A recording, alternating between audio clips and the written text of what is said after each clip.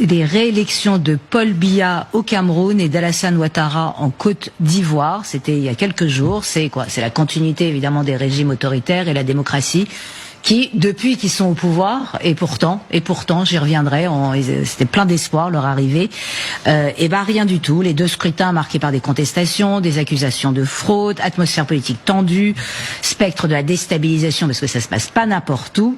Donc Paul Biya, 92 ans au Cameroun, 8e mandat, et il aurait remporté... 8e mandat, il aurait remporté l'élection avec 53,66% des voix, après le Conseil constitutionnel, contre 35,19 pour son principal opposant, Issa Chiroma Bakary, qui lui revendique, l'opposant, d'avoir remporté le scrutin avec 54,8% des voix selon son propre décompte. Bon, vous avez la précision des chiffres. Bon, il annonce évidemment une fraude et appelle à des manifestations pacifiques, ce qui n'est pas le cas.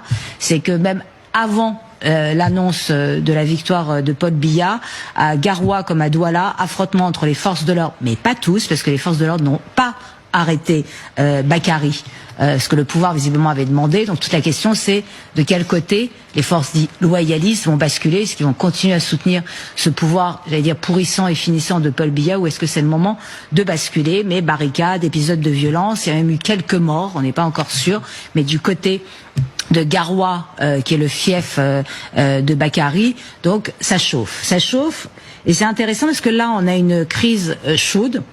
En Côte d'Ivoire, c'est une crise froide, c'est une crise apathique, c'est une crise presque désespérée. Alassane Ouattara a remporté le scrutin, lui, à la stalinienne, avec 89,77% des voix. Il n'a pas fait l'effort de faire semblant. Quatrième mandat, je crois. Ouais, 4e mandat. Les leaders majeurs de l'opposition, mais alors quel leader? Parce que le retour de Laurent Gbagbo, bon, et Tidjane Thiam, ils ont été recalés de toute façon, donc il n'y avait plus que des candidats mineurs, donc il n'y avait aucun enjeu, donc moins de 50% de participation, et dans certaines localités, ça n'a même pas dépassé les 20% la participation. Donc c'est vraiment, vous voyez, c'est les opposants parlent de coups d'état civil, de fraude, évidemment, c'est évident, mais c'est qu'il y a une espèce de vent de désespoir. C'est-à-dire que comme il y avait aucun enjeu dans l'élection, il y a un côté genre sourdine. Je sais pas est-ce que c'est la version chaude du Cameroun qui pourrait aboutir à quelque chose, mais quoi? Parce que voilà le problème, c'est que le Cameroun comme la Côte d'Ivoire sont entourés par ce qu'on appelle la ceinture de coups d'État.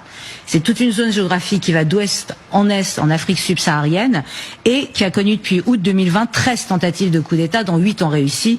Je les rappelle rapidement: le Mali par 2 fois, la Guinée, le Soudan, le Tchad, qui a été un coup d'État, j'allais dire, dynastique, le Burkina Faso par 2 fois, le Niger et le Gabon. Donc forcément, entouré de pays qui en plus, disons-le concrètement, ceux qui sont arrivés au pouvoir veulent la peau de ces deux dirigeants en se disant on peut y mettre des copains à nous et avoir vraiment une ceinture de coup d'État militaire, c'est quand même... Donc il y a une déstabilisation possible, et moi quand je regardais, je ne pouvais pas m'empêcher de penser au passé. C'est qu'on oublie, parce que comme 92 ans, 8 mandats, 4 mandats, 83 ans, on a oublié qu'un jour ils ont été jeunes et qu'un jour ils ont représenté un espoir extraordinaire. Paul Biya, il est arrivé de manière constitutionnelle au pouvoir en 82, démission surprise d'Amadou Ahidjo, qui était le premier président camerounais, promesse de renouveau, slogan rigueur et moralisation. Ça me déprime rien que de dire. On va gérer la corruption, assainir la gestion publique, démocratiser le pays, instaurer une gouvernance vertueuse, tout va bien. Seulement, il se passe 18 mois après son accès au pouvoir, en avril 82, un coup d'État. Et il est sorti, Paul Biya, qui était vraiment, j'allais dire, un jeune homme plein de promesses, et je pense qu'il croyait vraiment ce qu'il disait, totalement traumatisé par ce coup d'État. C'est la garde républicaine qu'il avait fomentée, et l'armée lui est restée loyale, donc il a réussi à s'en sortir, mais il est devenu parano, méfiant, et il a décidé que tant pis pour la bonne gestion, il faut que je n'ai plus que des loyaux autour de moi. Et quand on commence à mettre un pied là-dedans, on institutionnalise la corruption. C'est qu'on a tellement peur que ça recommence, que j'allais dire, c'est presque foutu. Le résultat, c'est une inversion des valeurs totale, corruption systémique, qui est estimée à 40% des dépenses de l'État. Vous vous rendez compte? Donc voilà. Et Alassane Ouattara, c'est quand même quelqu'un formé aux États-Unis, doctorat en économie à l'université de Pennsylvanie en 72. C'est le technocrate international parfait. Il a effectué l'essentiel de sa carrière entre le FMI et la Banque centrale des États de l'Afrique de l'Ouest. C'est le président Félix Houphouët-Boigny qui l'appelle, qui en fait en 90 le premier ministre, poste qui n'existait pas de Côte d'Ivoire. Il assainit les finances publiques, il fait du bon job. C'est dur, c'est brutal, mais ça fonctionne.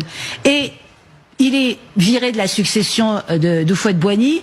Il revient, enfin. Alors, il rétente en 99, mais il n'est pas assez ivoirien. Il y a la loi sur l'ivoirité. Son père est un peu burkinabé, donc ça craint. Donc, on le vire. Et il accède finalement au pouvoir en 2011, après 5 mois de guerre civile et au minimum 3248 morts, et après l'intervention militaire de l'ONU et de la force française Licorne, qui ont bombardé en gros Laurent Gbagbo, qui refusait de reconnaître sa défaite, et ses soutiens. Et depuis, il est resté là. Depuis, c'est scandale. Opacité sur scandale, et quand je parle de scandale financier massif, c'est du lourd. Donc il y a quelque chose, quand je regarde ça, d'un côté de me dire c'eût été possible parce que les deux avaient la compétence, le désir, la jeunesse pour changer quelque chose, et une mélange de comme si le système était toujours plus fort que les hommes, qu'il n'y a plus que se baisser pour se servir, et pourquoi pas, et que quand même les haines ethniques joue énormément. Je pense que Ouattara a jamais pardonné le fait qu'on lui ait reproché son père, qui était concrètement ivoirien, mais qui était né dans une localité qui, après les indépendances, est devenue burkinabé. Et ça a suffi pour poser sur lui sa femme, qui était une femme blanche. Enfin, ces enjeux ethniques, il a quand même repris cet argument de l'ivoirité contre ses adversaires. Et il l'a repris. Et c'est encore pour les écarter.